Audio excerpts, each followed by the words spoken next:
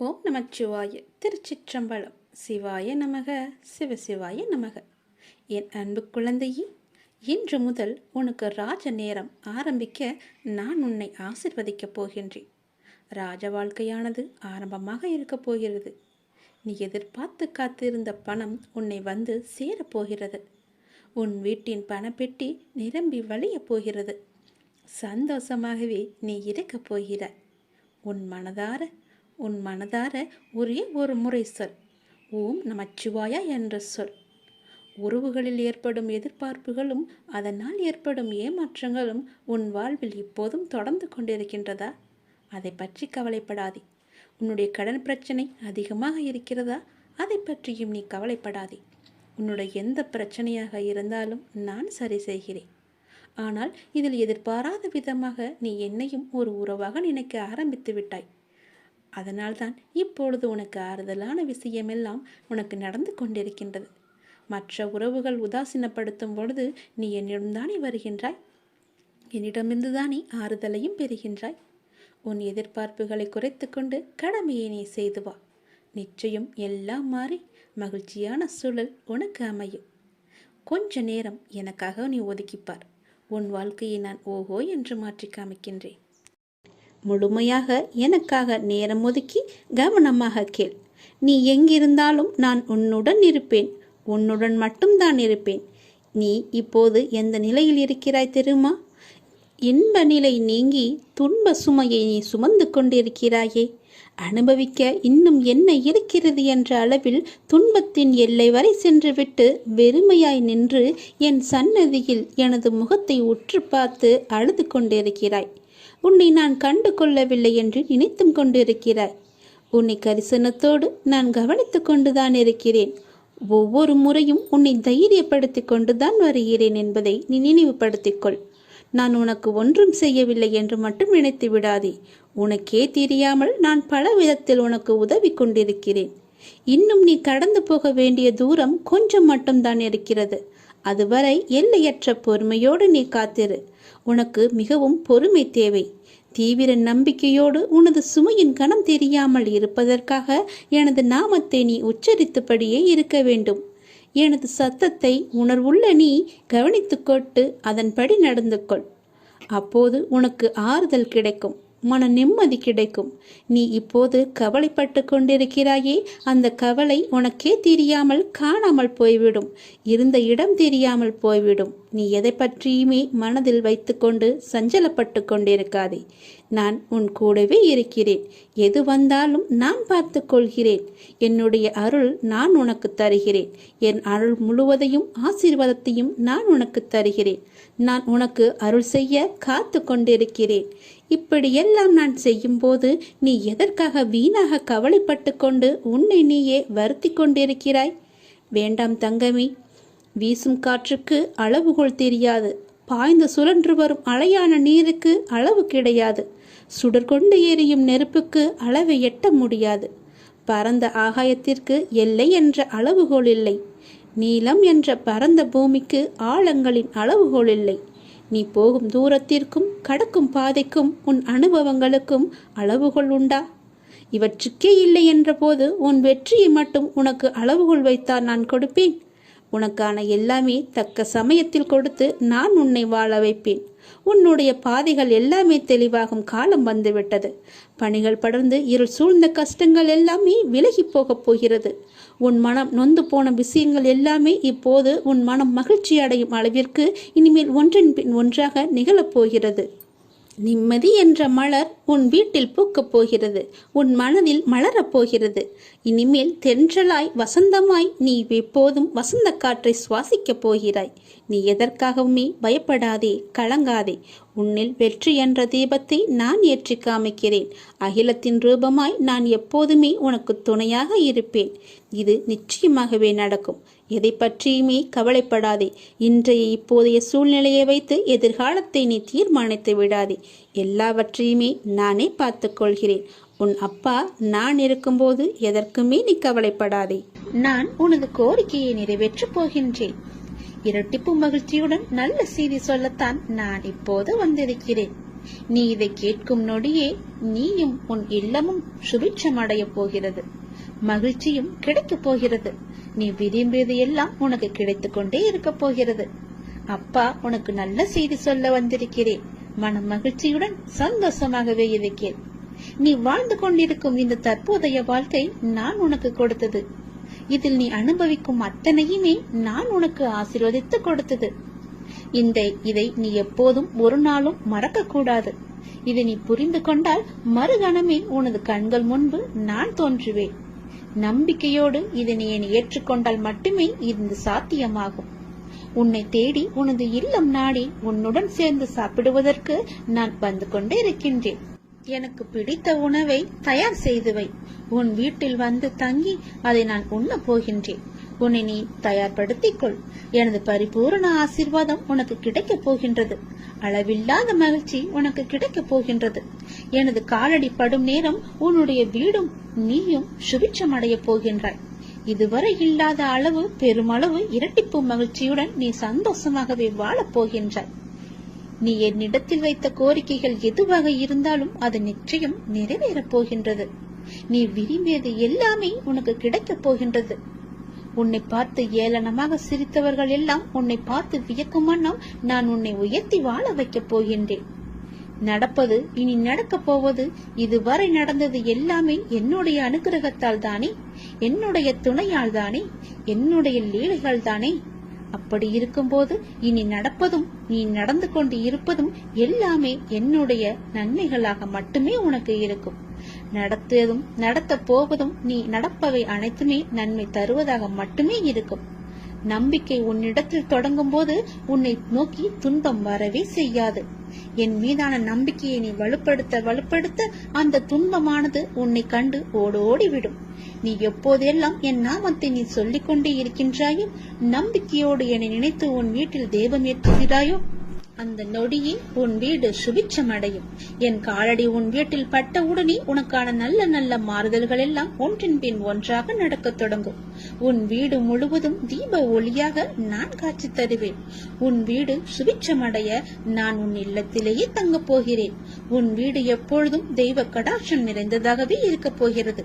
நீ கேட்ட செல்வங்களுடன் உன் இல்லத்தில் வந்து நான் தங்கப் போகிறேன். எனக்காக உணவு பரிமாற நீ தயாராக இரு. எனக்கு வேண்டிய உணவை சமைத்து வை. நான் வந்து சாப்பிடுகிறேன். எல்லாமே உனக்கு நல்லதாகவே நடக்கும். உன்னுடைய காரியங்கள் அனைத்தும் வெற்றி பெறும். உன் துயரங்கள், உன்னுடைய வியாதிகள், உன் கடன் சுமைகள் அனைத்தும் உன்னை விட்டு விலகப் போகின்றது. கூடிய விரைவில் நீ விரும்பும் எண்ணங்கள் நிறைவேறப் போகிறது. செல்வம் பெருக போகிறது. உனது வளர்ச்சியையும் நீ மகிழ்ச்சியாக இருப்பதையும் பார்ப்பதற்கு நான் உன்னோடு உன் வீட்டிற்கே வரப்போகின்றேன். துயரங்களின் தாக்கத்தை தாங்க முடியவில்லை என்று புலம்பிக் கொண்டிருக்கின்றாய். உன் பாரதத்தின் பெரும் பகுதியை நான் சுமந்து கொண்டிருக்கின்றேன். உன்னை நான் எந்த நேரத்திலுமே கைவிட எண்ணியதே கிடையாது.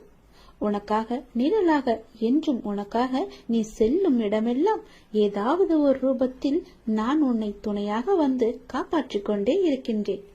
மனதையும் வாக்கையும் செயலையும் ஒருமுகப்படுத்தி நேர்மையாகவும் முள்ளப்பூர்வமாகவும் நீ செயல்படுத்த பழகிக்கொள். அவ்வாறு நீ உன் வாழ்வில் செயல்பட துவங்கினால் உன்னுடைய துக்கங்கள் அனைத்துமே ஒரு முடிவுக்கு வந்துவிடும். அனைத்து துன்பங்களும் விலகிவிடும். உன் வாழ்க்கையில் என்ன நடந்தாலும் உனது நன்மைக்காக மட்டுமே நான் நடத்துகிறேன் என்பதை நீ நம்பு. என் குழந்தையாக நீ எதற்கும் எப்போதும் யாருக்காகவும் நீ பயப்பட வேண்டாம். எல்லாமே நீ விரும்பியது போலவே நல்லதாகவே நடக்கும். இது உன் அம்மாவாக, அப்பாவாக, உன் குருவாக என்னுடைய சத்திய வாக்கு. இது எல்லா மங்களங்களும் உனக்கு விளைய போகின்றது. எந்த ஒரு சூழ்நிலையிலும் நீ கவலை மட்டும் நீ படக்கூடாது. எதிர்மறை எண்ணத்தை உன் மனதிற்குள்ளே கொண்டு வரக்கூடாது. எப்போதும் நீயும் உன் வீடும் நேர்மறையாகவே எப்பொழுதும் சூழ்ந்து இருக்கட்டும்.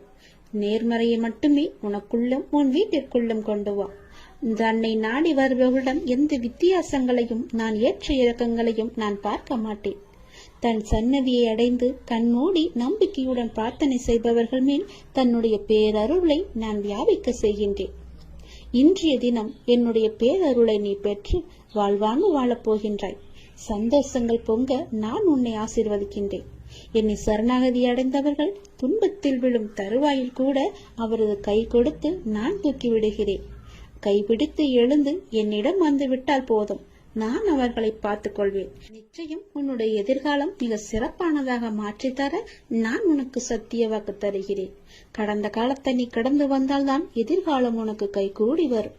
நடந்து முடிந்தது அனைத்துமே பாடம். அதை மீண்டும் மீண்டும் நினைத்து கொண்டிருந்தால் கண்முன் இருக்கும் வாய்ப்பும் கண்ணுக்கு தெரியாது போய்விடும். நல்லதை செய், உனக்கு நல்லதே நடக்கும். இந்த அப்பன் எப்போதுமே உனக்காக மட்டுமே இருக்கின்றேன். உன் நல்லதுக்காகவே நான் வாழ்ந்து கொண்டிருக்கின்றேன். உனக்கு நல்லது செய்யவே உனக்கு துணை புரிந்து கொண்டிருக்கிறேன். எல்லாவற்றிலும் நீ ஜெயிக்க என்னுடைய ஆசைகளையும் எப்போதும் நான் உனக்கு வழங்கிக் கொண்டே இருப்பேன். நல்லது நடக்கும். இந்த பிரபஞ்சத்தில் நிலையானது என்று எதுவும் இல்லை. மாற்றங்கள் மட்டுமே மாறாதவை. தினமும் நம் கண்களுக்கு தெரிந்தும் தெரியாமலும் எத்தனையோ மாற்றங்கள் நிகழ்ந்து கொண்டுதான் இருக்கின்றன. நம் வாழ்விலும் பல மாற்றங்கள் நிகழலாம். நீங்கள் மாற வேண்டும் என்று நினைப்பது இன்றே கூட மாறலாம். ஆகவே நம்பிக்கையை இழக்காதே. நமது சூழ்நிலைகள் நிரந்தரமில்லை. தோல்விகளும் நிரந்தரமில்லை. கஷ்டங்களும் நிரந்தரமில்லை. உன் கடன் பிரச்சனைகளும் நிரந்தரமில்லை. இன்றைய நிலை நிரந்தரமில்லை. அவமானங்கள் எதுவும் நிரந்தரமில்லை. கஷ்டங்களும் கவலைகளும் கூட ஓடோடிவிடும். இவை அனைத்துமே மாறக்கூடியவை. அனைத்திற்கும் தீர்வு உண்டு. நீ என்னை நம்பினாய். என்னால் தீர்க்க முடியாத பிரச்சனைகளே இல்லை. நிறைவேற்ற முடியாத பிரார்த்தனைகள் இல்லை. மாற்ற முடியாத சூழ்நிலைகள் இல்லை. முழுமையாக என்னை நம்பு. உங்களுக்கு ஒன்று தாமதமாகிறது என்றால் அதை முழுமையாக ஏற்றுக்கொள். காரணமில்லாமல் இங்கு எதுவுமே நிகழப்போவதும் கிடையாது. இதை நீ இப்போது கேட்டுக்கொண்டிருப்பதற்கும் மிகப்பெரிய ஒரு காரணம் இருக்கலாம். எல்லாமே நன்மைக்கே. நம்பிக்கையோடு நீ பிரார்த்தனை மட்டும் செய். உங்கள் வாழ்வில் நிச்சயமாகவே மாற்றங்கள் ஏற்படும். நீ கேட்டபடியே நல்ல மாற்றங்களாக இருக்கும். சிறப்பாகவே நீ வாழ்வாய். என்னுடைய அனுகிரகம் உனக்கு எப்போதுமே கிடைக்கும். உங்கள் வாழ்க்கை மகிழ்ச்சியுடனே இருக்கும். உங்கள் மரியாதை உங்களிடம்தான் இருக்கின்றது. உங்கள் கண்ணியத்தில் தான் இருக்கிறது. உங்களுடைய நடத்தையில் தான் இருக்கின்றது. உங்களுடைய ஒழுக்கத்தில் தான் இருக்கிறது. உங்கள் முன்பு தரும் மரியாதையை வைத்துக்கொண்டு என்ன செய்ய போகிறீர்கள்? உங்கள் பின்னால் என்ன நடக்கிறது என்று கவனியுங்கள். உங்களை சுற்றி என்ன பேசுகிறார்கள் என்பதை உற்று நோக்குங்கள். உங்கள் மதிப்பு உங்கள் கண்ணியத்தின் மூலம்தான் நீங்கள் இல்லாத இடங்களிலும் பிரதிபலிக்கும். அவரா என்பதற்கும் அவனா என்பதற்கும் வித்தியாசம் இருக்கிறதல்லவா? உங்கள் செயல்களில் அது இருக்கிறது. உங்களுக்கென்று ஒரு பெயர், உங்களுக்கென்று ஒரு குணம், உங்களுக்கென்று ஒரு எல்லையை நீங்கள் வைத்துக் கொள்ளுங்கள். எவரையும் எடை போடாதீர்கள். எவரும் உங்கள் முன்னும் பின்னும் வேறு வேறு எடைகள்தான் காட்சி அளிப்பார்கள். நம்பி விடாதீர்கள். யாரையுமே நீங்கள் நம்பி விடாதீர்கள். பெயரை வைத்துக்கொண்டு என்ன செய்ய போகிறோம் என்று நினைக்காதே. அதுவே உங்களின் ஒரே நிம்மதி. நாம் என்னும் உயர்ந்த எண்ணங்கள் நம்மை சிறந்த மனிதராக மாற்றுகிறது. நமது வார்த்தைகளை நம்மை விளைவி கொடுக்க வைக்கிறது. செயல்கள், உறவுகள் அனைத்தும் நம் எண்ணங்களின் உருவங்கள். உன்னதமான எண்ணங்கள் தான் நம்மை எப்படி என்று தீர்மானிக்கிறது. நம் ஆளுமையை அதிகரிக்க செய்கிறது.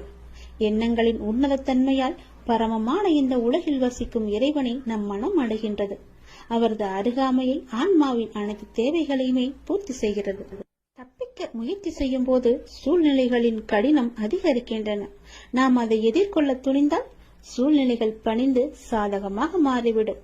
ஆனால் ஆன்மீக மனோபாவம் மிகவுமே அவசியம். இதை நினைவால் உருவாகும் தைரியம் உண்மைக்கு வெற்றியை முழு பரிசாகவே தரும். அதனால் இதை நினைவால் எப்போதுமே இறைவனுடன் நாம் ஐக்கியமாகுவது போல அவர் மீது முழுமையான நம்பிக்கை கொண்டு ஒவ்வொரு செயலையுமே நாம் செய்து வந்தால் நிச்சயம் வெற்றி நமக்கு பரிசாக வரும். எண்ணங்கள் தான் நமது எதிர்காலத்தை தீர்மானிப்பதில் மிக பெரிய பணி செய்கின்றன. ஒருவரை பற்றி நமக்கு ஏற்படும் நல்ல சிந்தனையோ கெட்ட சிந்தனையோ அவரை தீர்மானிப்பதில்லை, நம்மையே தீர்மானிக்கின்றன. எனவே வாழ்க்கையில் வெற்றி பெற விரும்புகிறவர் என்றும் எப்போதும் எல்லா நேர்மறையான சிந்தனையையே நாம் வளர்த்துக் கொள்ள வேண்டும். அப்படி இருந்தால் நமக்கு எதிர்ப்புறம் இருப்பவரும் வளர்வார், நாமும் வளர்ந்து எல்லோரும் போல நன்றாகவே இருப்போம். நிம்மதி நம்முடன் எப்போதுமே நிலைத்திருக்கும். குழந்தையே, ஒருவர் வியாபாரம் செய்ய முடிவெடுத்து தன்னுடைய குருவை நோக்கி சென்றார். செய்யலாமா வேண்டாமா என்று தீர்மானிப்பதற்காக அவரிடம் கேட்பதற்காக சென்றார். தம்முடைய ஊருக்கு வந்த சன்னியாசி ஒருவரை சென்று சந்தித்து தனது நிலைமையை சொல்லி புலம்பினான் ஒரு வியாபாரி. நீ வியாபாரம் செய்ய வேண்டும் என்று முடிவு செய்தது தவறல்ல, என்ன வியாபாரம் செய்ய வேண்டும் என்று முடிவு செய்ததுதான் தவறு. மக்களுக்கு எது அன்றாடம் தேவைப்படுகிறதோ, எது வாங்க வாங்க தீர்ந்து போகின்றதோ அதை நீ வியாபாரம் செய். உன் பிரச்சனை முடிவுக்கு வரும். நான் வடக்கே யாத்திரை செல்கின்றேன். 2 மாதங்களில் திரும்ப வருவேன்.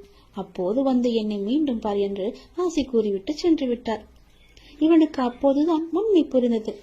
மக்களின் தேவையை அறிந்து கொள்ளாமல் நமக்கு சுலபமாக இருக்கிறது என்று நாம் முடிவு செய்து இத்தனை நாள் வியாபாரம் செய்து வந்தோம்.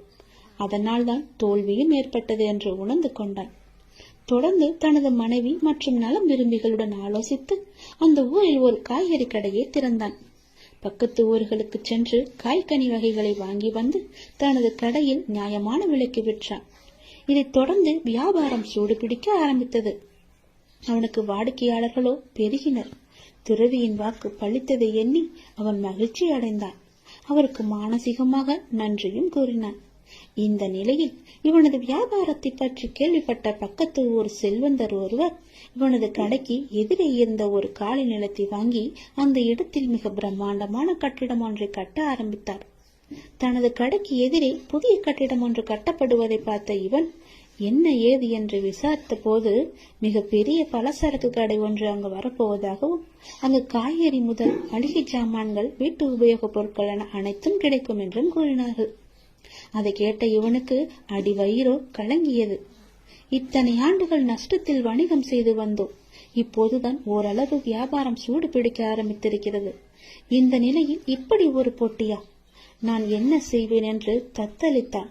இந்த கடை கட்டி முடிக்காவிட்டால் எல்லோரும் இதற்குதானே செல்வார்கள். என் கடையை யார் எட்டி பார்ப்பார்கள்? இறைவா, இது என்ன சோதனை என்று கலங்கி தவித்தான். இந்த நிலையில் அந்த சன்னியாசியும் தனது யாத்திரை முடித்து திரும்பினார். அவரிடம் சென்று நடந்ததை விளக்கி, நான் இப்போது என்ன செய்ய வேண்டும் என்றார். ஒன்றும் வேண்டாம், நான் சொல்வதை போலவே செய். தினமும் காலை உன் கடையை திறக்கும் போது இன்று எனக்கு வியாபாரம் நன்றாக நடக்க வேண்டும் என்று கடவுளை பிரார்த்தனை செய். அப்படியே எதிர்ப்புறமும் திரும்பி அந்த புதிய கடையிலும் நன்றாக வியாபாரம் நடக்க வேண்டும் என்று பிரார்த்தனை செய். ஒப்புக்காக பிரார்த்திக்காமல் மானசீகமாக அதை விரும்பு. நல்லதே நடக்கும் என்றார். என்ன இப்படி சொல்கிறீர்களே என்று அவரும் ஒரு நிமிடம் குழம்பி போனார். என்னது, எனது போட்டியாளரும் நன்றாக இருக்க வேண்டும், அவருக்கும் நன்கு வியாபாரம் நன்கு நடக்க வேண்டும் என்று பிரார்த்திப்பதா என்று கேட்டார். ஆமாம், நீ அவருக்கு கூறும் ஒவ்வொரு வாழ்த்தும் நல்ல எண்ணமும் உனக்கே பன்மடங்காக திரும்ப வரும். அதே போல அவருக்கு நீ தீமை நினைத்தால் அதுவும் உனக்கே திரும்ப வரும் என்றார். அதே போல அவர் எங்கேனும் சந்திக்க நேர்ந்தால் ஒரு போட்டியாளரை பார்ப்பது போல் பார்க்காது, ஒரு நண்பரை நலன் விரும்பியை பார்ப்பது போல பார்த்து ஒரு புன்னகை செய் என்றார். அந்த சன்னியாசி மீதும் அவரது வார்த்தைகள் மீதும் இவனுக்கு பெரும் மதிப்பு உண்டு என்பதால் அவர் கூறியதைப் போலவே தினமும் முழு மனதுடன் தனக்காகவும் அந்த எதிர்கடைக்காரருக்காகவும் பிரார்த்தனை செய்து வந்தார். அந்த எதிர்கடைக்காரரை பார்க்கும் போதெல்லாம் புன்னகை செய்தும் வந்தான். இதன் பயனாக நாளடைவில் இருவரிடமும் ஒருவித நட்பு ஏற்பட்டுவிட தனது கடைக்கு காய்கறிகளை கொள்முதல் செய்யும் பொறுப்பை இவரிடம் விட்டுவிட்டார் அவர். விளைவு, இவனுக்கு பன்மடங்கு வியாபாரம் கிடைத்தது. நாளடைவில் இவன் கடையும் வளர்ந்து ஒரு மிகப்பெரிய காய்கறி சந்தையாகவே மாற்றிவிட்டான். ஒரு நேர்மறையான அணுகுமுறை, மனோபாவம் எந்த அளவு அவரது வாழ்க்கையை மாற்றியிருக்கிறது என்று பாருங்கள். நாம் இந்த உலகத்தில் தனியாக இல்லை. ஒவ்வொரு விஷயமும் ஒன்றுக்கொன்று பிணிந்தவைதான். நமது தான் நமது எதிர்காலத்தை தீர்மானிப்பதில் மிக பெரிய பணி செய்கின்றன. ஒருவரை பற்றி நமக்கு ஏற்படும் நல்ல சிந்தனையோ கெட்ட சிந்தனையோ அவரை தீர்மானிப்பதில்லை, நம்மையே தீர்மானிக்கின்றன. எனவே வாழ்க்கையில் வெற்றி பெற விரும்புகிறவர் என்றும் எப்போதும் எல்லா நேர்மறையான சிந்தனையையே நாம் வளர்த்து கொள்ள வேண்டும். அப்படி இருந்தால் நமக்கு எதிர்ப்புறம் இருப்பவரும் வளர்வார், நாமும் வளர்ந்து எல்லோரும் போல நன்றாகவே இருப்போம். நிம்மதி நம்முடன் எப்போதுமே நிலைத்திருக்கும். உன் மீது எனக்கு இருக்கும் அன்பானது எல்லையே இல்லாதது. நீயே என்னை மறந்தாலும் நான் உன்னை மறக்க மாட்டேன். நீயே என்னை விட்டு விலகிச் சென்றாலும் நான் உன்னை விட்டு விலகிச் செல்லவே மாட்டேன். நீ எனக்கு எவ்வளவு முக்கியம் என்று எனக்கு மட்டும்தான் தெரியும். எப்பொழுது விட்டு கொடுக்க வேண்டும், எப்பொழுது பிடிவாதமாக இருக்க வேண்டும் என அறிந்து வாழ்வதும் ஒரு கலைதான். கவலைகளுக்கு பெரிதாக முக்கியத்துவம் கொடுக்கவில்லை என்கின்ற போது அதுவும் பெரிய அளவில் கஷ்டத்தை நமக்கு கொடுப்பதில்லை. அதை நீ புரிந்து கொள். கடந்த காலகட்டத்தில் தவறாக எடுத்த பல முடிவுகளின் விளைவுகள் தான் நிகழ்காலத்தில் நிதானமாக முடிவுகளை எடுக்க நமக்கு நிர்பந்திக்கும். அதை நீ யோசித்து வைத்துக்கொள். மன அமைதி வேண்டுமானால் எவருடைய வார்த்தைக்கும் நீ மறுத்து பேச வேண்டாம். அமைதியாக இருந்தாலே போதும்.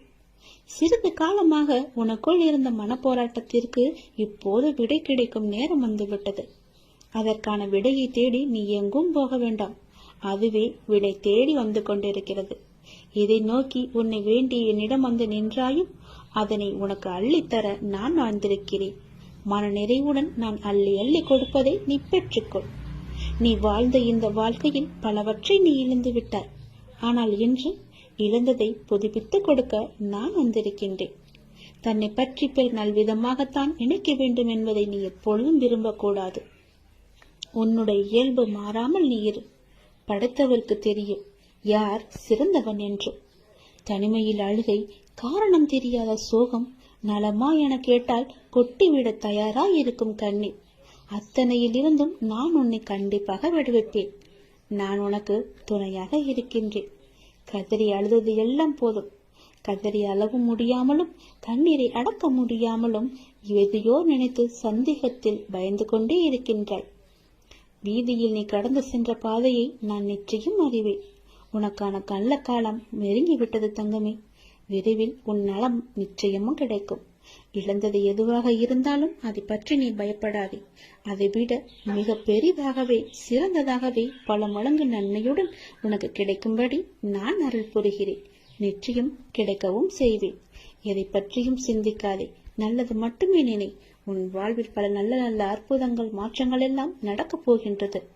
என்னை சரணாகதி அடைந்தவர்கள் துன்பத்தில் விழும் தருவாயில் எனது 4 கரங்களையும் கொடுத்து அவனை மேலே எழச் செல்வேன்.